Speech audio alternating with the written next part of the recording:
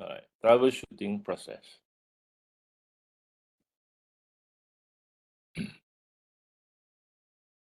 Okay, software troubleshooting tools.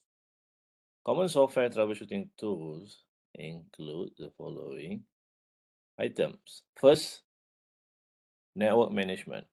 Yeah. Second, knowledge base, and third, baselining tools. Okay, the first one, network management system tools.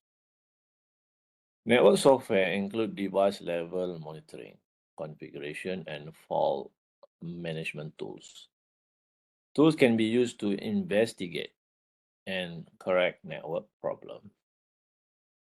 And for the knowledge base, yeah, online network device vendor knowledge base have become indispensable sources of information.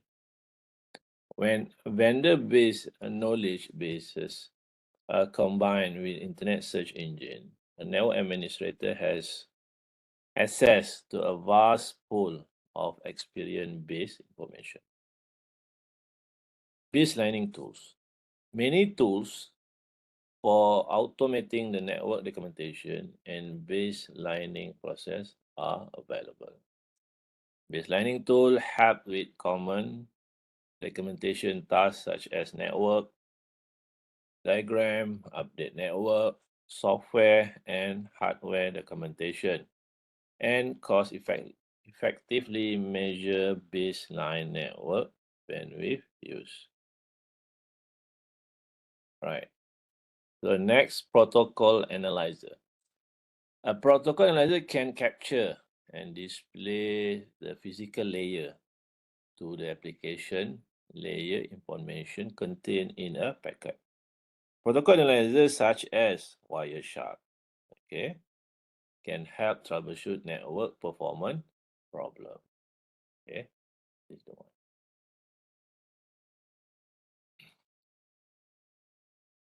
Right. Hardware troubleshooting tools. There are multiple types of hardware, yeah, for troubleshooting. First, digital multimeter devices measure electrical values of voltage, current, and resistance. Cable tester and HAL devices are designed for testing and various type of data communication cabling.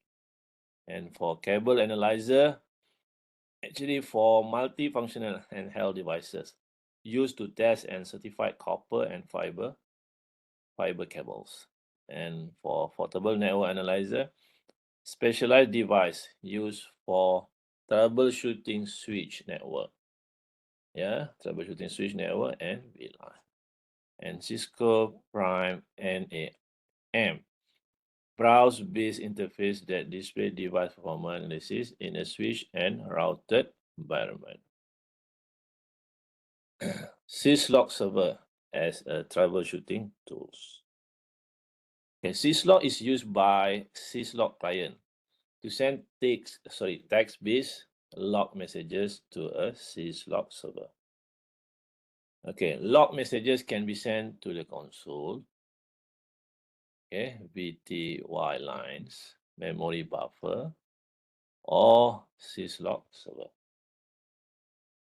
Cisco iOS log messages fall into one of 8 levels. The lower the level number, the higher the severity levels. By default, the console display level 6 debugging messages. In the command output, level 0 means emergency and goes to 5, which is notification, are sent to syslog server at 209.165.200.225. Okay, so this is for the syslog, right? And this is the we call command output from 0 to 7. Yeah, 0 to 5 is mentioned here. Sent to the syslog server. Yeah, all right. From here to here. All right. symptoms and causes of network problem. Okay, first of all, we go for physical layer troubleshooting. The table lists common symptoms of physical layer network problem. First symptom, performance lower than baseline. So actually, it requires previous baseline for comparison. That's why documentation is very important. You want to do comparing manually. Yeah. The most common reason include overloaded under power server, unsuitable switch or router configuration, traffic congestion on a low capacity link, and chronic frame loss. Okay. Second symptom, loss of connectivity. Loss of connectivity could be due to a fail or disconnected cable. Can be verified using a simple test, simple ping test, ping to that server. Intermittent connectivity loss can indicate a loose or oxidized connection, also possible. Yeah, this one is all related to the physical. Third one, network bottleneck or congestion. If a route fails, yeah, routing protocol could redirect traffic to a sub-optimal route. This can result in congestion or bottleneck in part of network. And for the high CPU utilization rate, yeah, so it indicates that a device is operating at or exceeding its design limit. So if not addressed quickly, what happens, CPU overloading can cause a device to shut down or fail. And then another symptom like console error messages. Error messages reported on the device console should indicate a physical layer problem. Console messages should be logged into a central syslog server. Okay, here are the symptoms. Okay, the table list shows the common cause network problem at the physical layer. First cause, power related. Okay, what is that? Power related. So power related, actually check the operation of the fans and ensure that the chassis intake and exhaust vent are clear. For hardware faults, hardware faulty or corrupted NIC driver file, badly cabling, grounding problem can cause network transmission error, such as late collision, short frame, and also jabber. Cabling fault. Yeah. Look for damaged cables, improper cables, and poorly cream connector. Yeah. Cream connector. Suspect cable should be tested or exchanged with functioning cables. Attenuation. Attenuation can be caused if a cable length exceeds the design limit for the meter. See? All right. And this is very important. We need to know that. This one, everything we look back. And this one could be one of the possible. Okay. The length of each of the what we call cable. There is a specific specification, everything. If like for example, if you use UTP, how long? UTP Cat 4, Cat 3, now Cat 6, right? Okay, different different capability. That's why you need to know that. Yeah. Or when there is a poor connection resulting from a loose cable or dirty or oxidized contacts. And next, noise. Local automatic interference, EMI, can be generated by many sources, such as crosstalk, nearby electrical cable, large electric motor, and then radio station, police radio, and many more. Okay, all right.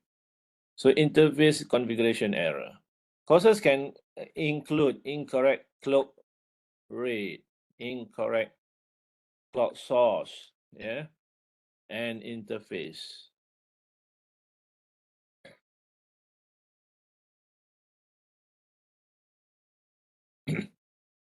All right. So for the exceeding design limit, a component could cooperate suboptimally if it is being utilized beyond specification. Yeah, CPU overload. Symptom include processors with high CPU utilization percentages. Input queue drop, slow performance, SNMP timeout, no remote access, no DHCP services, telnet and ping are slow or fail to respond. So all this related to CPU overload. Okay, data link layer troubleshooting. The table lists common symptoms of data link layer network problems. Symptoms: no functionality or connectivity at the network layer or above. Okay, some layer 2 problem can stop the exchange of frame across a link, while others cause network performance to degrade. Network is operating below baseline performance level. Okay, so frame can take a suboptimal path to their destination but still arrive, causing the network to experience unexpected high bandwidth usage on links. An extended or continuous ping can help reveal if the frame are being dropped. Excessive broadcast: operating system use broadcast and multicast extensively. Generally, excessive broadcasts are the result of poorly programmed or configured application, a large layer 2 broadcast domain, or an underlying network problem. Console messages. Yeah. Routers send messages when it detects a problem with interpreting incoming frame. For example, encapsulation or framing problem, or when keep live are expected but not to arrive. The most common console message that include at layer 2 problem is a line protocol down message. Okay, so that's a symptoms. Okay, symptom for data link layer. All right.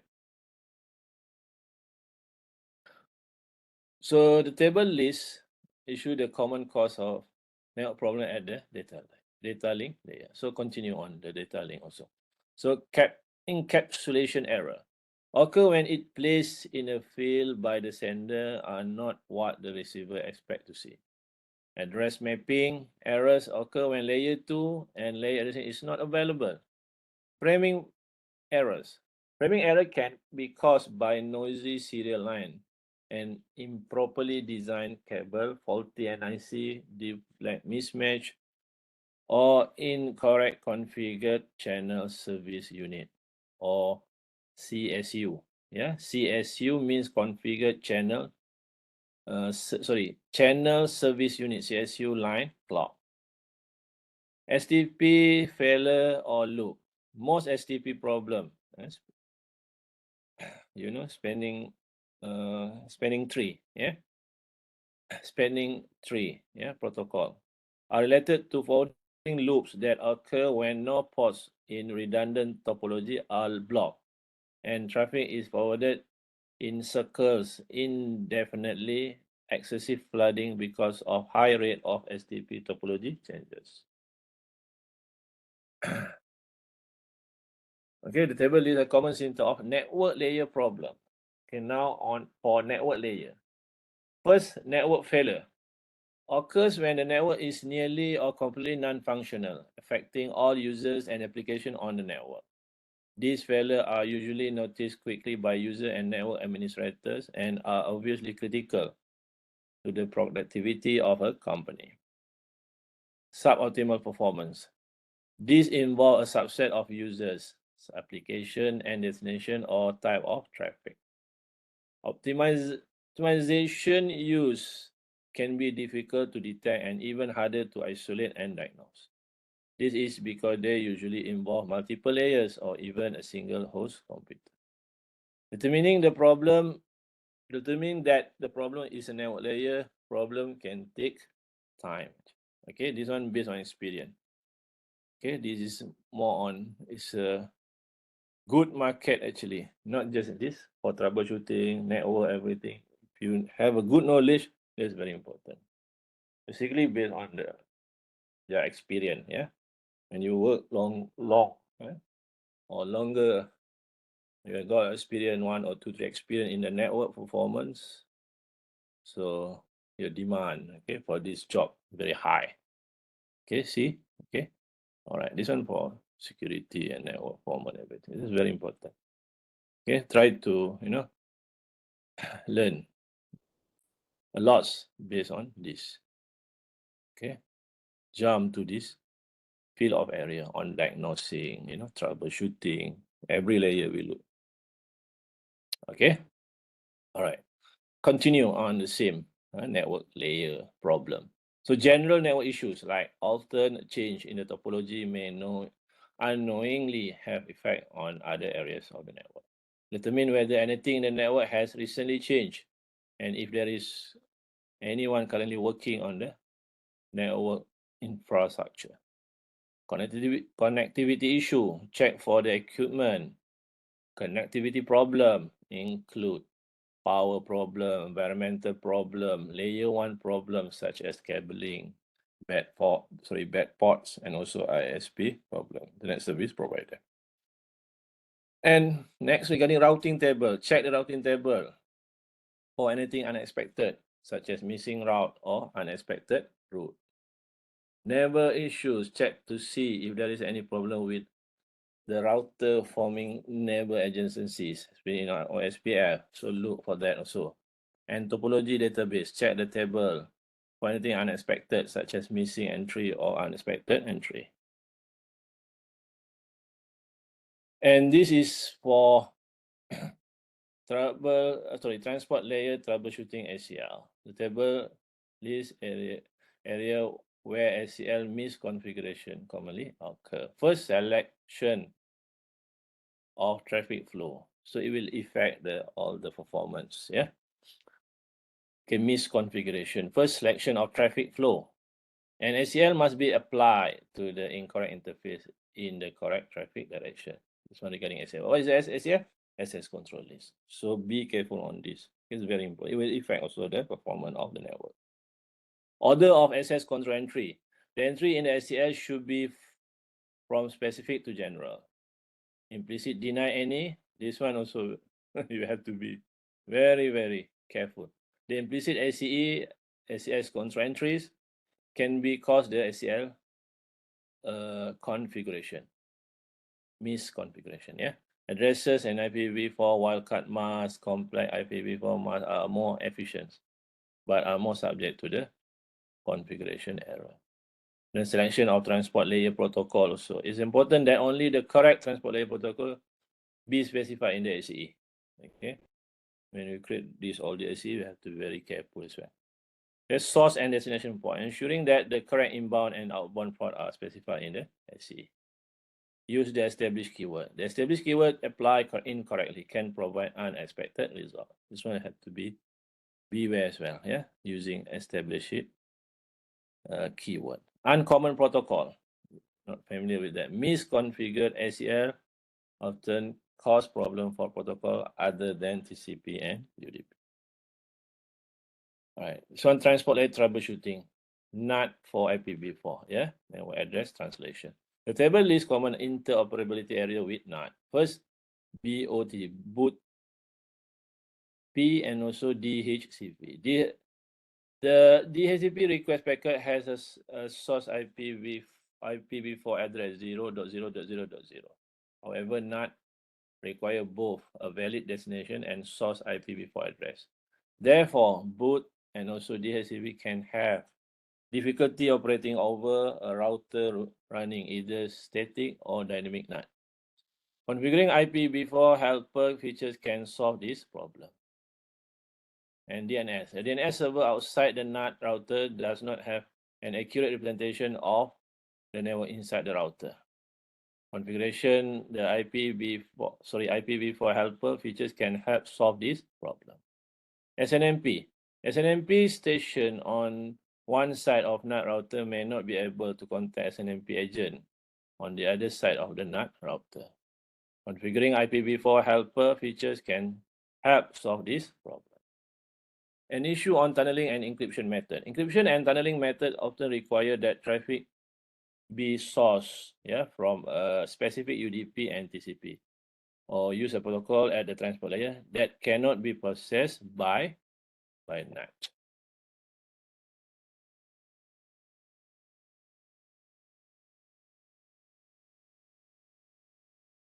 All right. So application layer troubleshooting. Now at layer application. The table provides a short description of this application layer protocol. First, SSH or telnet. Enable user to establish terminal session connection with a remote host. And then HTTP. Support the exchange of text, graphic, email, sound, video, and other multimedia file on the web. FTP. Perform interactive file transfer between hosts. TFTP. Perform basic interactive file transfer, typically between hosts and networking devices. SMTP. Support basic message delivery services. POP3. Connect to mail server. For and download emails. SNMP. Collect management information from network devices. DNS. Map IP addresses to the name assigned to network devices, or resolve the IP address. NFS. Network file system. Enable computer to mount and use drive on remote hosts. All right. Troubleshooting IP connectivity. Component of troubleshooting end-to-end connectivity. Bottom-up approach step when there is no end-to-end connectivity as follows. First, checking physical connectivity at point where network communication stops.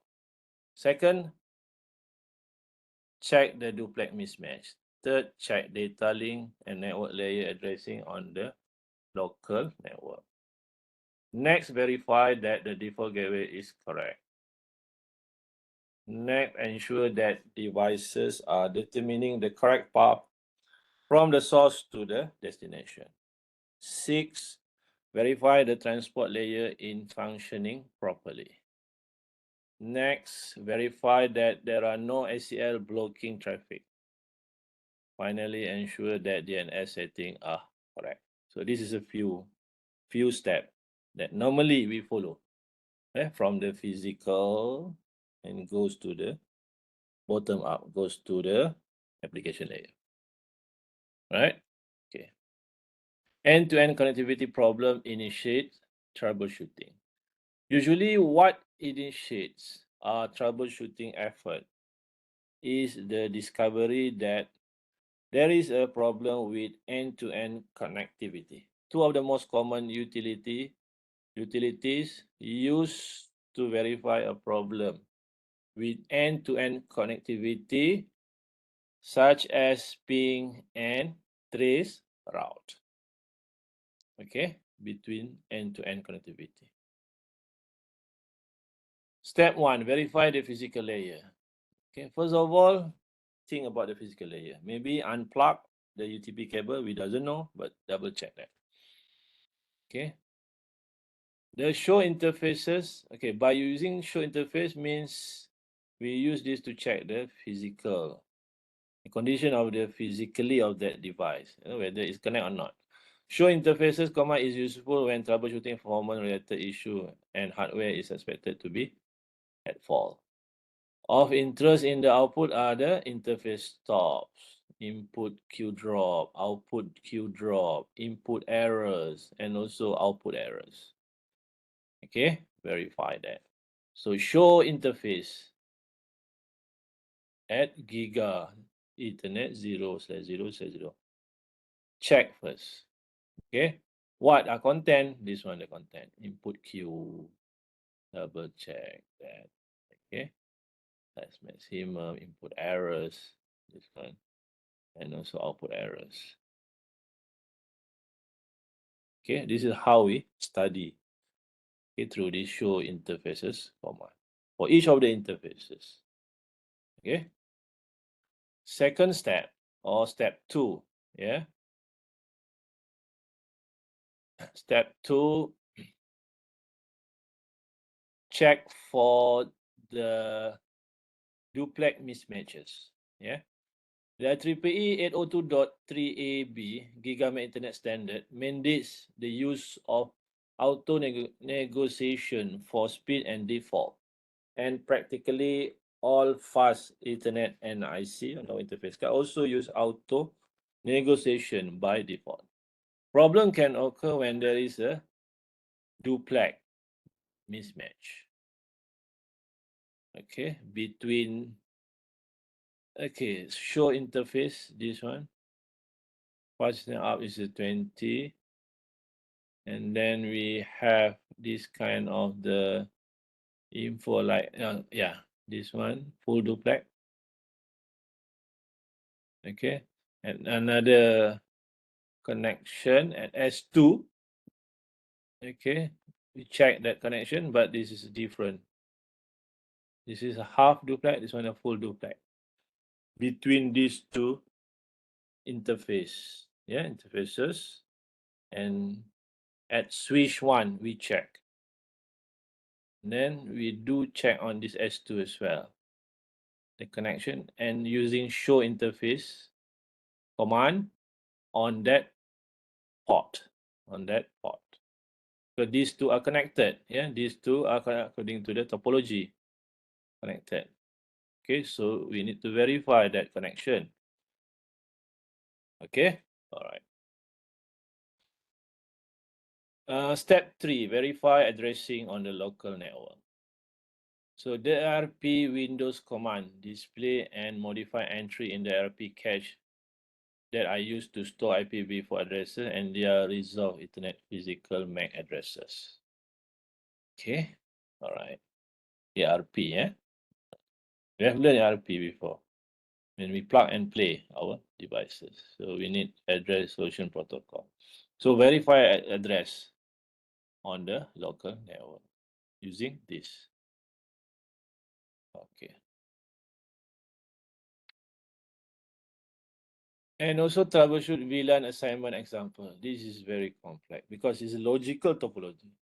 Only can knows this is a design of the VLAN, because normally we do VLAN to group the people, but physically it's different. Okay, totally different if we apply VLAN, right? Okay, so another issue to consider when troubleshooting is end-to-end in VLAN assignment. Okay, we have to expert on this. When we do group on the VLAN, so we need to keep all this documentation, everything. For example, the MAC address on the fast internet interface 0/1 should be in VLAN 10 instead of VLAN 1. See? So the following configuration change this back to this VLAN 10 and verify the change. Okay, this could be happen also. This is one of the example. Okay, so you have to be careful and so on, double check. So yeah, all right. Verify default gateway for step 4. So misconfigure or missing default gateway can cause connectivity problem. In the figure, for example, the default gateway is R2. Sorry, the default gateway for R1 is R2. Where is the R2? This is R2. Default gateway for this one, R1. Yeah? Okay. So PC1 is 10.10.1. 10.1 PC1 here. All right. 10.1.10.1. Okay, this one. Is it correct? Okay, 10.1 and also 10.1. PC is 10.1.1 R1 G00. Yeah, this one. PC.1. Okay, this. Okay. Okay, this one then this one .1. Okay, the default gateway for PC1. Okay, default gateway for PC1 is 10.10, 10.1, sorry, 10.1, 10.1 here. Okay, all right. So R1 is 0, this one, 0, 0. Oh, yeah, G0 slash 0 to 0. Useful command to verify the default gateway on R1 using this command, and at PC you can use this either right, root print, or you can use net start -r, okay, to verify that. Okay.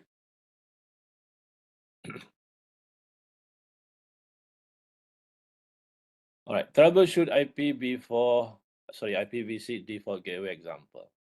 And IPv6 default gateway can be configured manually using SLAAC or using DHCP version 6. Okay, even we are not using IPv4, yeah, but this is some info and that you need to know as well. Okay, because maybe in this country we still use this IPv4 because of the NAT. Okay, probably if you go working outside, not in this country, maybe they are already migrated to IPv6 addresses. So you need to know this as well. Yeah.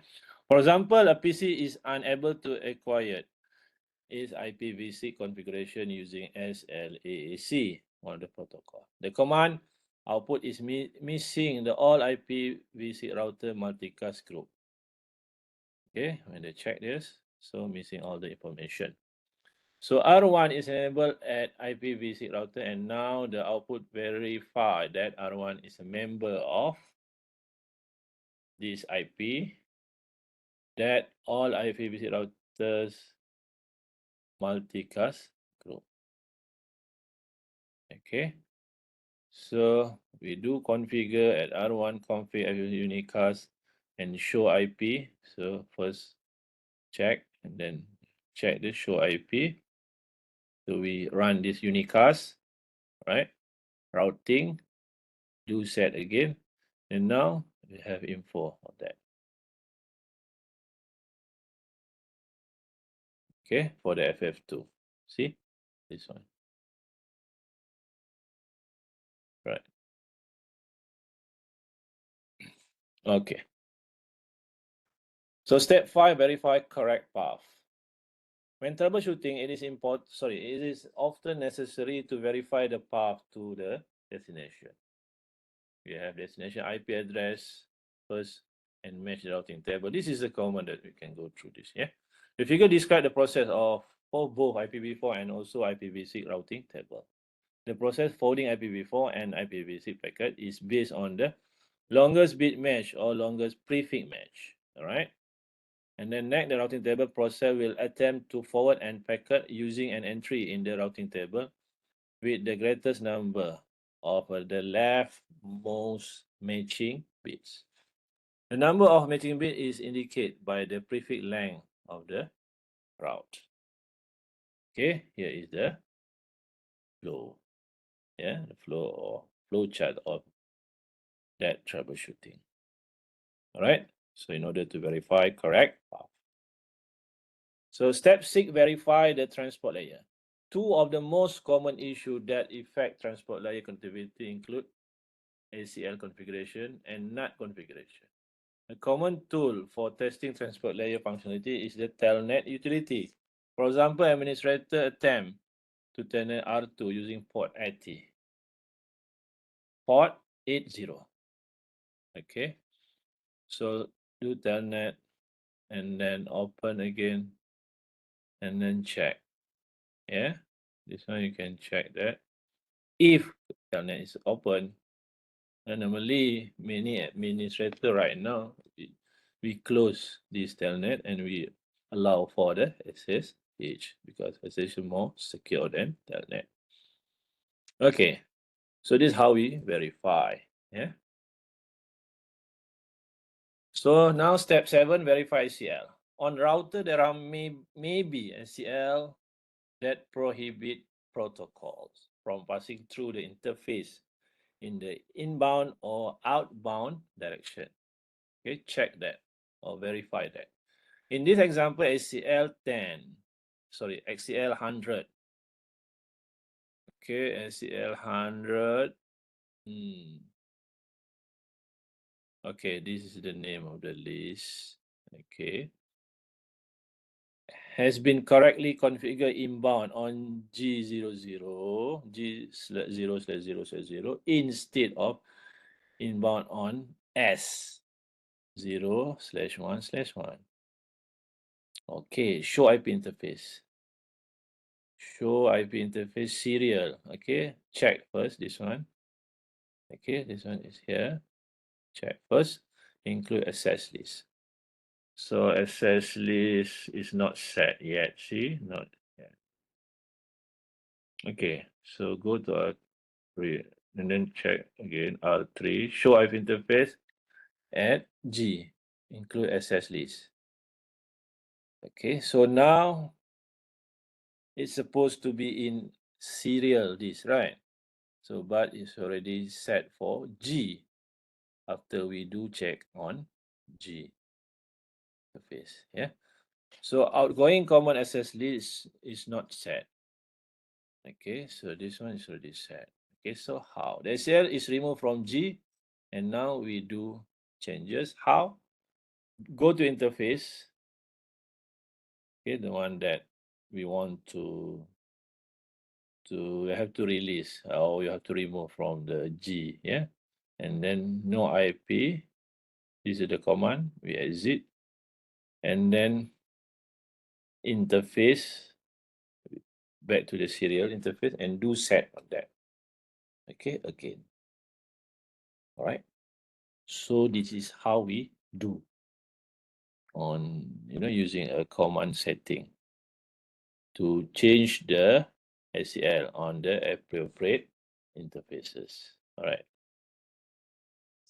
So verify DNS for step 8. The DNS protocol control the DNS, a distributed database with which you can map host name to IP addresses. As we know DNS, we resolve your IP address. We resolve your domain name to the appropriate IP address. When you configure DNS on the device, you can substitute the host name for the IP address with all IP commands such as ping or telnet. Use IP host global configuration command to enter a name to be used instead of IPv4 address of the switch or routers as shown in the command output here. Okay, use the NS lookup Windows command to display the name to IP address mapping information. Okay, all right. So you have to go to the Windows command to check this. Yeah. Okay. So this one they ping first, and then IP host server, and then exit. Then we ping to that server. Okay. So how we verify that DNS. Okay, this is packet tracer troubleshoot enterprise network. So you will have this kind of the exercises later on. Yeah. Okay, that's all for this chapter. Thank you.